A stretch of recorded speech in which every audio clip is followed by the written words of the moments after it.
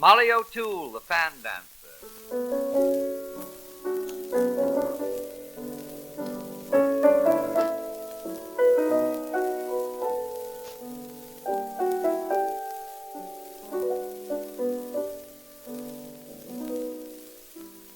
Molly O'Toole, the fan dancer, was born in a shower of goose feathers.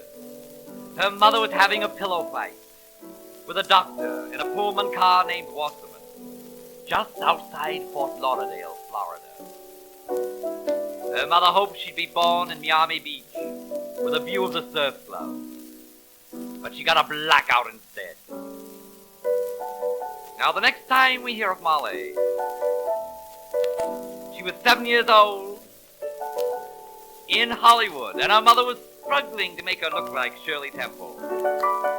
But as she was always standing on her head, the studios thought she looked more like a young Katharine Hepburn than a little Miss Marker. It was here among the navel oranges that Molly learned to hate clothes. So her little figure soon became well known in the neighborhood.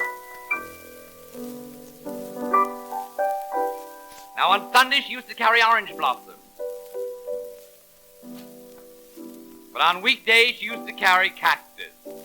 Because it made her feel very funny and, skip it.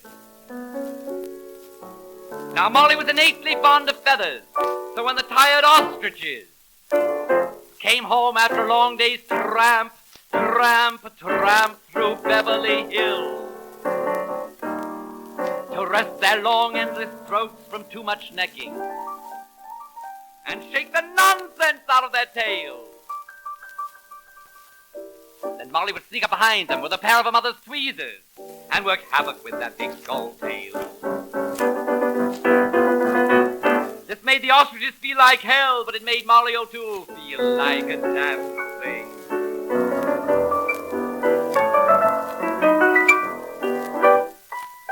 Now, the next time we hear of Molly, she was 18 in Chicago at the World's Fair, where she had the largest feather spread of any fan dancer her own size. But the local boys could glimpse her personality right between the pin feathers, and many a bank balance disappeared in a cloud of smoke. But Molly loved that sort of suffocation.